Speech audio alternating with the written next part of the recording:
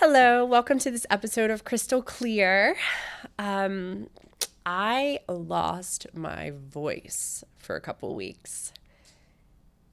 And that is something that really brought a whole new level of awareness for me for a lot of things. And ironically enough, I woke up, it was a Wednesday morning. I had like back to back to back meetings. And one of those opportunities was for me to get onto my husband's first podcast. So to help him record his what is he going to talk about on his podcast? What is it all going to be about? And it's Matt Bell Limitless. So it's really great. He's already launched it, but we were going to get on and kind of talk about all the things. Well, I woke up with no voice.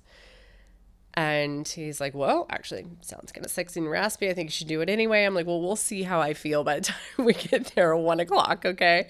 But by the time we got there, I felt okay. So we did it. And what that really, what I took from that is it was the universe's source, whatever you want to call it, way of encouraging me to talk only when I needed to say something, instead of when I always wanted to say something. And a lot of you probably know by now, I have a lot to say just because I'm chatty and love to talk to people and love to connect. However, having less conversations in general allowed me to scale back and really realize, at this point in time, I have my community outreach and philanthropy position for Bells that I do full time, but thank goodness it's flexible and remote. I'm doing the podcasting. I'm teaching group exercise classes and personal training.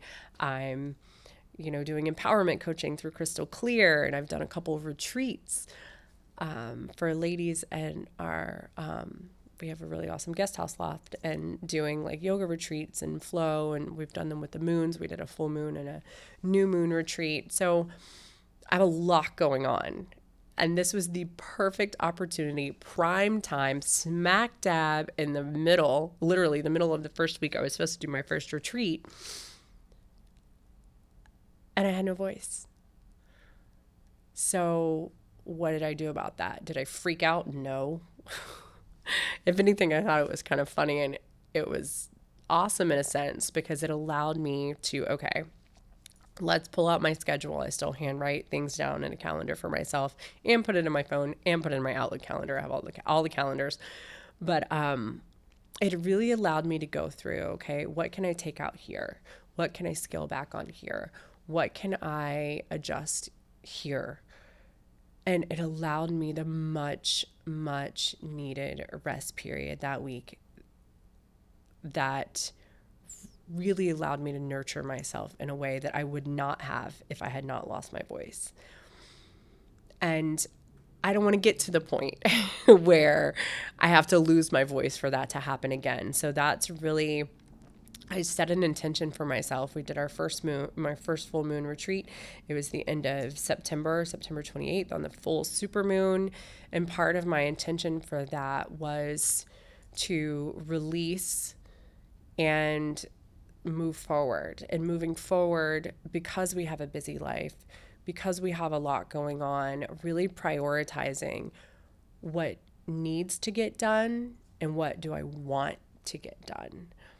And understanding that the needs are obviously eating and sleeping, allowing our children to eat and sleep and getting them to and from their obligations and activities and all the things.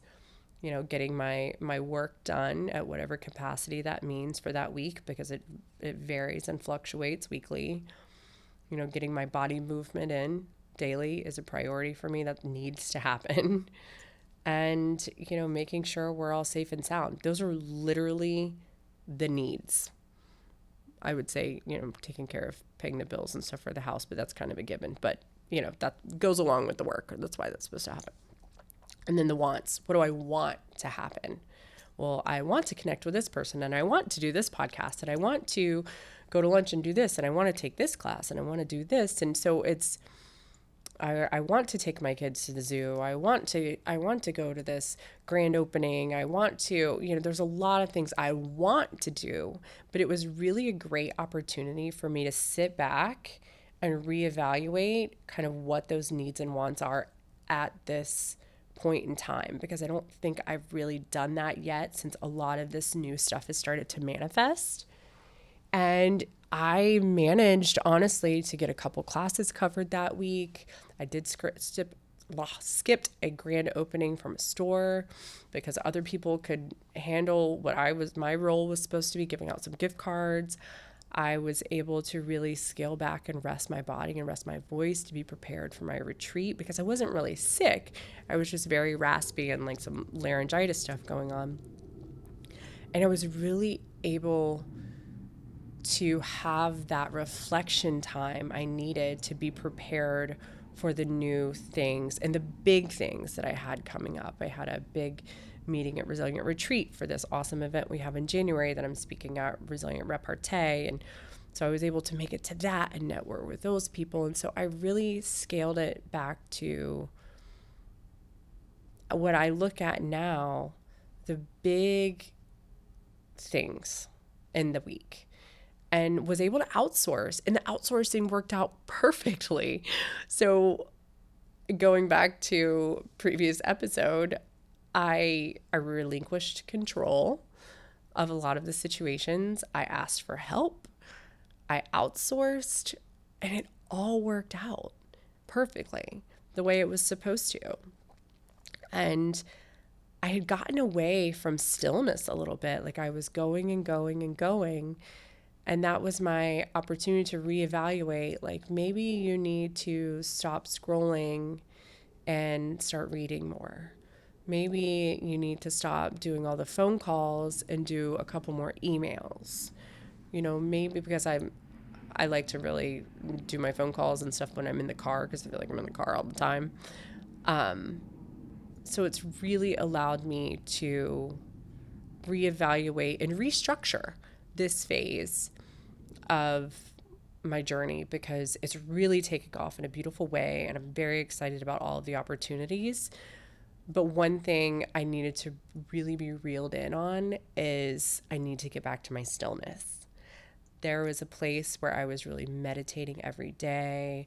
So I've started doing my walking meditations more and getting back to my early morning walks or my evening walks. Birdie's really into being pushed in the stroller now and walking again. There was about a year and a half where you couldn't get him in a stroller. But now he's, wanting to chill, and Matt and I getting back to our walks, or I'll just go by myself. And for me, being out in nature, listening to the birds, not taking, I know I was walking before, but I was taking my phone and listening to a podcast. And I really very rarely listen to music unless the kids are in the car, because they like to listen to their music. But I was constantly in this realm of I need to listen to this, or I need to call this person back, and utilizing my walk time for that. And it really allowed me to reevaluate that, that is your stillness time for you. Like I'm most energized in the morning when I first wake up, and I feel really great, but it's that mental balance and reset I needed that I wasn't allowing myself to have, which was leading to a little bit more haste in my day, a little bit more, I don't want to say feistiness, but kind of feistiness, because it wasn't reactivity, because I was feeling pretty good, but it worked out the way that it was supposed to work out, because it allowed me that time to regroup. I started listening more and less talking back. And I think that that's something I've always struggled with a bit. Like I get really great ideas when people are talking, and I just want to interrupt them and tell them like how I relate to that or whatever. And so that's something I've personally developed, like constant personal development for me, is learning to be a better and intentional listener. Not that I'm not listening, but listening to just listen and hold space instead of responding. And that time with no voice really allowed me the opportunity to do that and dive in. So it's something I'm carrying with me from that. And that's been really impactful. And, really just calming my mind and getting back to that spirit soul connection of feeling my breath and feeling my breathing and taking the intentional time with my kiddos and snuggling and going outside and just watching the birds fly around or feeding the turtles and doing less go things and scaling back a lot more. So that's really what losing my voice helped me gain perspective in this realm of just scaling back. So my homework for you guys this week is, maybe pretend one day that or even envision, you don't even necessarily have to pretend, envision that you have no voice. Like, what things in your day would you change? What things would you be, first of all, would you be upset about it? Would you be reactive to it? What opportunities would it allow you that you necessarily may not would have had before that?